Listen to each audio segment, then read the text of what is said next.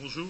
Je suis très heureux d'avoir été invité à participer à ces deux journées de réflexion sur l'industrie, parce que ça fait, je dirais, un certain moment, un certain temps que j'ai pris conscience de l'importance de l'industrie dans la vie nationale et dans la définition des niveaux de vie.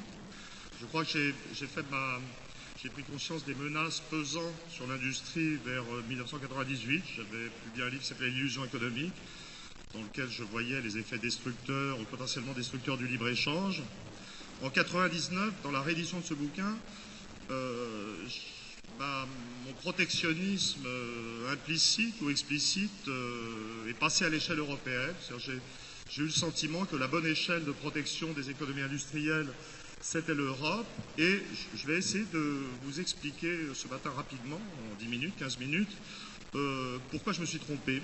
Donc je vais admettre une erreur, je vais essayer d'expliquer, ça n'est pas courant, c'est un exemple. Je me donne en exemple aux gens qui nous gouvernent et qui ont construit une monnaie qui ne marche pas, et l'euro, et je me dis, on peut reconnaître ses erreurs, on peut dire qu'on s'est trompé. Alors c'est vrai que mon erreur n'a eu aucune conséquence pratique. Alors, la raison pour laquelle j'étais favorable à l'idée de protectionnisme européen, c'est qu'il y a une mécanique du libre-échange, qui produit à l'échelle mondiale une compression des salaires. La première compression qu'on imagine, c'est l'effet des salaires chinois, indiens ou de l'extiers-monde sur les salaires, je dirais, européens. Et cette compression des salaires induit une sorte de phénomène de compression générale, de compression de la demande et de rétrécissement de tous les revenus, de tout ce qui est possible. Ça met dans une sorte de logique de rétrécissement. Et je crois que cette année, les champs de commerce et d'industrie sont touchés massivement par cette logique de rétrécissement, si j'ai bien compris les dernières mesures gouvernementales. Alors, l'idée du protectionnisme européen, c'était de protéger l'Europe dans son ensemble au niveau des frontières, donc protéger l'Europe et donc son industrie, par des barrières tarifaires d'un type ou d'un autre, et pour empêcher cette compression des salaires, et pour permettre une remontée des salaires, une remontée de la demande globale dans un espace européen qui aurait défini d'autres trajectoires de croissance qu'on ne peut même pas imaginer et qu'on n'aura pas à imaginer d'ailleurs parce que ça ne se produira pas. Alors, qu'est-ce qui s'est produit en fait et qu'est-ce qui m'a amené à considérer que cette solution, je veux dire, rationnellement pas invraisemblable, c'était une bonne logique. L'Europe était jusqu'à très récemment la première masse industrielle de la planète, son autosuffisance, sa capacité de négociation, tout ça aurait été un très beau projet. Je suis très surpris d'ailleurs que les européistes fous, dont je ne suis pas, ne se soient pas emparés de cette idée. Qu'est-ce qui s'est passé? J'en ai pris conscience petit à petit en lisant les articles et contributions d'économistes que je qualifierais de mainstream, pas particulièrement révolutionnaire, Xavier Timbaud de l'OFCE ou Patrick Artus, plutôt dans des activités de secteur privé, et qui ont mis en évidence, il y a déjà plusieurs années, le jeu allemand particulier dans l'espace européen et dans la zone euro. Le jeu allemand, c'était, je dis jeu, il n'y a pas du tout de jugement de valeur, je veux dire ce que fait l'Allemagne, et je ne fais que résumer les conclusions.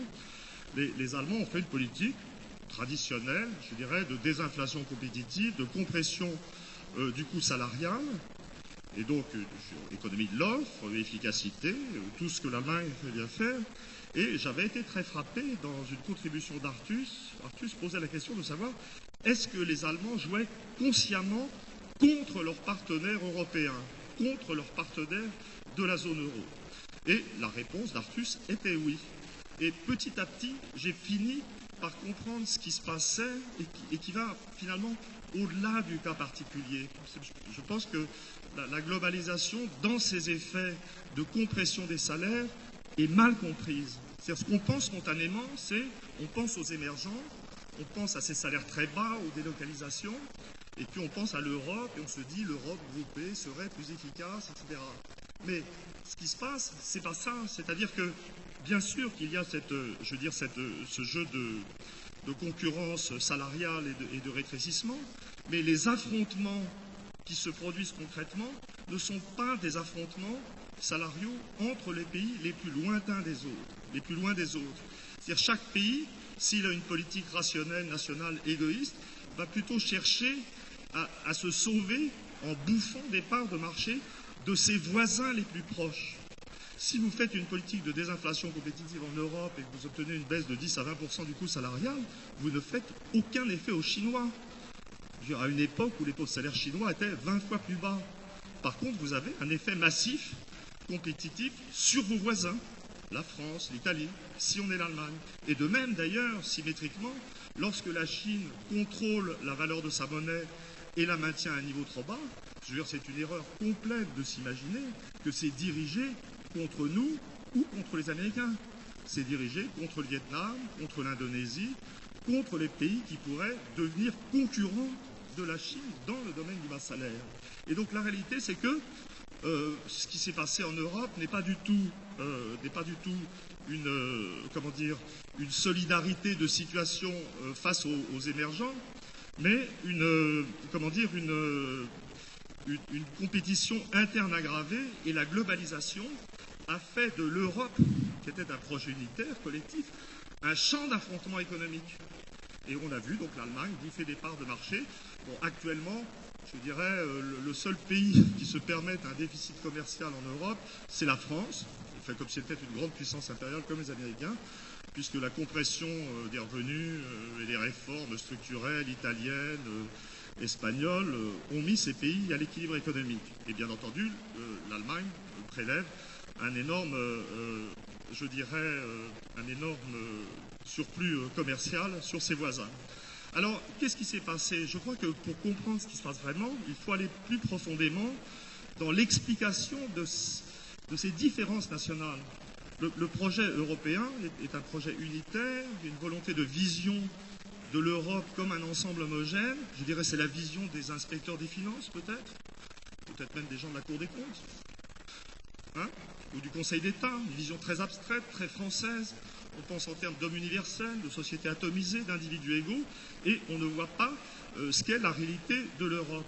La réalité de l'Europe, moi je la vois en historien et encore plus en anthropologue, comme quelqu'un qui a travaillé sur les systèmes familiaux et qui sait que les cultures nationales existent.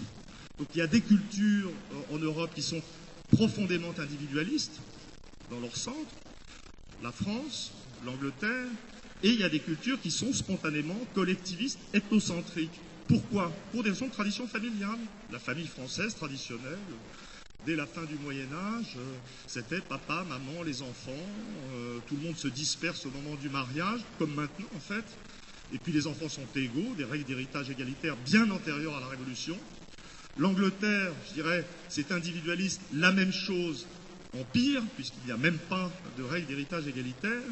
Mais si vous analysez les structures familiales allemandes du Moyen-Âge, on trouverait les mêmes au Japon d'ailleurs, autre pays qui se comporte de la même manière dans la globalisation, et bon, on trouverait au contraire des familles très compactes, avec désignation d'un héritier unique, des rapports d'autorité et un fort contrôle, je dirais, de la collectivité sur l'individu.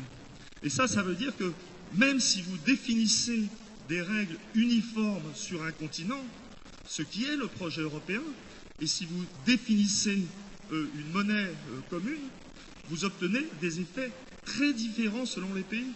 C'est-à-dire, dans un pays comme la France, vous obtiendrez une sorte de jeu, je dirais, presque loyal, c'est-à-dire l'individu consommateur se comportant librement sur un marché, prenant ce qu'il y a de moins cher, sans référence à la nationalité. Ben, il existe. Les Anglais aussi sont comme ça, tout à fait, presque encore plus.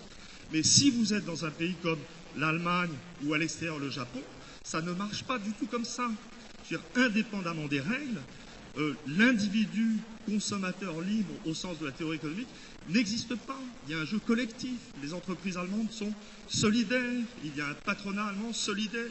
Il y a des fonctionnements hiérarchiques autoritaires qui permettent la compression des salaires, qui permettent surtout une sorte de l'exercice d'une préférence nationale dans la consommation, je veux dire, qui se passe de toute règle. Alors quand on est au Japon, c'est une sorte d'évidence. Et quand on a travaillé sur la comparaison des sociétés allemandes et japonaises, je dirais, on voit que ça fonctionne comme ça. Et bien entendu, je dirais, dans cet univers, je veux dire, l'Allemagne s'est trouvée, je dirais, comme un poisson dans l'eau. Et on a vu se réaliser, je dirais, la plus énorme erreur de stratégie économique qui ait jamais été conçue. Sur l'euro a été conçu, je dirais, pour tenir l'Allemagne après sa réunification, pour l'empêcher de, je ne sais pas quoi, je ne sais pas ce que les gens qui ont construit cette monnaie espéraient, mais ils ont fabriqué une sorte d'espace fermé dans lequel la France ne pouvait plus utiliser son arme de gestion habituelle, qui était la dévaluation. La technique française de gestion du coût du travail, c'est par la dévaluation. Et elle s'est privée, la France s'est privée, je dirais, de cette arme de la dévaluation. Il me reste combien de temps? 5 minutes. 5 minutes. Donc il y a une sorte de cataclysme, mais bien entendu, je veux dire, cette erreur est en un sens excusable. Je veux dire, vraiment, les élites françaises ont dans la tête une sorte de modèle universaliste de l'homme et du fonctionnement des sociétés qui explique cette espèce de confiance dans la capacité du monde extérieur à faire comme les Français, à se comporter de façon individualiste à l'échelle européenne. Voilà, donc on en est là. Alors, et bien entendu, une fois qu'on est arrivé à la conclusion que les nations européennes, ou certaines des nations européennes, jouaient un jeu tout à fait individuel, personnel, égoïste dans l'espace européen, je veux dire, on ne peut plus s'accrocher, je veux dire, à l'idée de protectionnisme européen. Je veux dire, ça crée une situation, je dirais, très particulière, parce que c'est vrai que la notion de protectionnisme national, je veux dire, n'est pas fondamentalement réaliste. Je veux dire, il y a des rapports de force, il y a une taille de l'économie française qui est, je dirais, le contraire d'optimal dans tous les compartiments du jeu. Si vous êtes à une échelle de type américain, vous pouvez faire une politique impériale libre-échangiste et vous produisez le dollar qui est la monnaie du monde. Si vous êtes un petit pays comme la Finlande ou la Suède, avec un très haut niveau de vie, un très haut niveau éducatif de l'ensemble de cette très petite population, vous pouvez trouver une sorte d'ajustement personnel dans cet espace, dans ce champ de force européen qui est devenu le lieu d'une bataille pour la survie. Si vous êtes à l'échelle française, vous êtes vraiment, je dirais, au pire en termes de taille. Vous avez une taille suffisante pour essayer, je veux dire, pour ne pas être capable de vous en sortir tout seul, mais vous n'avez pas une taille suffisante pour vraiment peser d'une masse considérable. Donc je pense, sur le fond, que si on parle d'industrie, de protectionnisme, ce qu'on peut faire est assez limité. Alors, il y a quand même une chose fondamentale qu'on peut faire et qui serait le test, je dirais, de la conversion du gouvernement français au patriotisme économique. On a un indicateur. L'euro est vraiment, je dirais, l'euro est un anti-protectionnisme pour la France. Je veux dire, c'est une monnaie qui ne marche pas, on constate, qui a mis la France dans une position absolument défavorable en termes de compétition industrielle ou autre, et bien entendu, la première chose à faire serait, pour la France, la sortie de l'euro. Je veux dire, c'est très étonnant pour moi de dire ça maintenant, car il faut bien voir qu'on est dans une situation culturelle très très particulière. Nous avons une monnaie européenne dont l'échec est avéré. L'Europe est devenue le cauchemar du monde économiquement. On nous dit, on s'excite actuellement parce que le PIB va augmenter peut-être de 0,3% dans l'année 2013, en oubliant d'ailleurs de préciser que comme la population, elle, va augmenter de 0,5%, ça signifie que le niveau de vie, le revenu par tête, va baisser de presque 0,2%. Et si on intègre la montée des inégalités et si on s'intéresse plutôt aux revenus médians, ça veut dire qu'on est déjà dans une phase de baisse de niveau de vie tout à fait accentuée. Donc, mais je ressens un sentiment d'étrangeté à devoir répéter pour la millième fois que l'euro empêche tout redémarrage industriel réel dans un pays comme la France.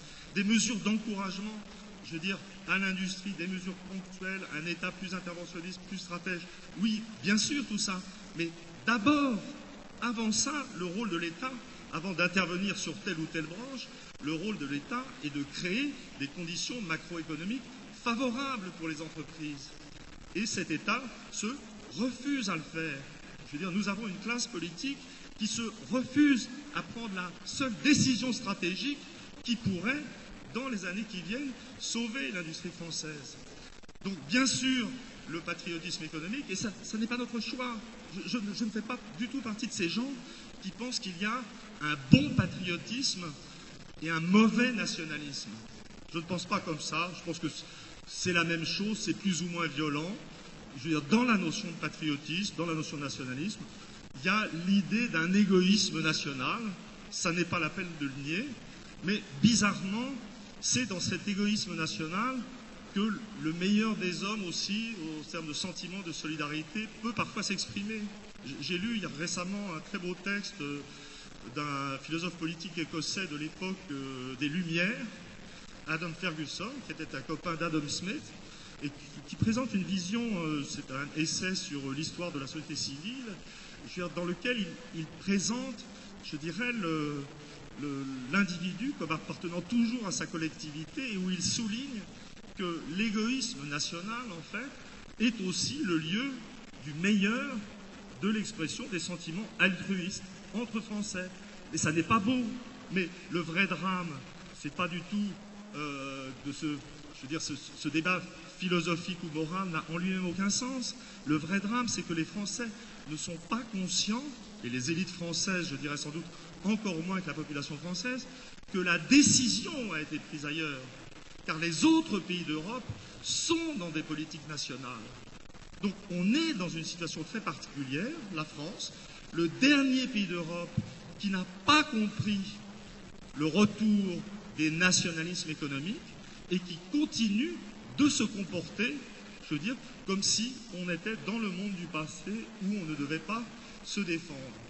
Donc je crois que je conclurai très simplement en disant que, bon, en ce qui concerne les techniques, je veux dire, de protection économique, de protection de l'industrie, d'encouragement à l'industrie, bien sûr un État interventionniste, mais là aussi je suis pessimiste parce que la meilleure chose, je veux dire, qu'aurait pu faire l'État, qu'aurait pu faire ce gouvernement arrivant avec des projets de réforme à un moment donné où on s'intéresse de nouveau à l'industrie, on a compris que ça va être soit l'industrie, soit la baisse du niveau de vie radicale, comme en Angleterre, où ils ont foutu en l'air une partie encore plus importante de leur base industrielle. Les deux premières mesures d'un gouvernement croyant sincèrement à ce projet industriel, c'était la sortie de l'euro et le contrôle du système bancaire, dont les activités financières sont devenues maintenant largement anti-industrielles et ne sont plus tournées vers le soutien à l'industrie. Ce n'est pas en créant une banque d'investissement spécifique, je veux dire qu'on remédiera au fait que les grandes banques françaises font beaucoup plus du jeu financier que de l'encouragement à l'industrie. Ces deux mesures n'ont pas été prises et elles ne le seront pas. On sent bien. Et donc on arrive à la conclusion, et je suis historien et un peu citoyen, je ne suis plus du tout militant sur ces questions, ne croyez pas du tout que je sois hystérique, mais nous devons admettre qu'il ne passe pas grand-chose, et je dirais que ce qui me fascine, et je conclurai là-dessus, en France, c'est, je vois dans ces décisions qui ne sont pas prises, ces analyses très simples de la posture défavorable de la France dans la zone euro par effet d'une construction monétaire absurde qui nous empêche de gérer nous-mêmes notre propre monnaie, qui nous enferme dans une gestion absurde de la dette publique à laquelle les Anglais, les Américains, les Japonais échappent parce qu'ils ont leur propre monnaie. Et je suis fasciné qu'on parle. Le sujet, c'est le patriotisme économique. Donc il faut parler du patriotisme. Mais le premier patriotisme, je veux dire, dont il faut parler et sur lequel il faut s'interroger, c'est le patriotisme de nos classes dirigeantes. de notre caste dirigeante. Je trouve ça tout à fait extraordinaire. Je veux dire, la réalité de la France, est-ce que les élites françaises se rendent compte simplement que la France n'est plus un pays indépendant depuis qu'elle n'a plus de monnaie? Ils font semblant. Moi, je suis convaincu que les opérations militaires foireuses projetées sur la Syrie sont le résultat d'une sorte de mauvaise conscience d'un groupe dirigeant qui n'arrive pas à admettre qu'il n'est plus indépendant. Je veux dire, donc on doit obéir aux décisions de la banque centrale qui est en Allemagne. On a nos complexes d'infériorité traditionnels et injustifiés d'ailleurs vis-à-vis des Allemands. Je dirais, pour se faire les nerfs, je veux dire, on se propose de balancer quelques missiles dans le monde arabe. Vous voyez, j'ai fait une totalité historique de l'instant. Et parce qu'on n'ose pas s'avouer qu'en fait, le président de la République française n'est président de rien du tout parce qu'il n'a plus le contrôle de la monnaie nationale, quand j'ai très mauvais esprit, j'ai très mal dormi, donc je vais me laisser aller. Je vous dis, François Hollande n'est pas le président de la République française. Nous devrions dire le vice-chancelier Hollande, puisque le contrôle de la monnaie, qui est une partie de l'État, est en Allemagne. Je crois que je vais terminer là-dessus, ça me paraît très bien comme chute. Ne terminez pas, Emmanuel Todd. Venez vous mettre à côté de moi.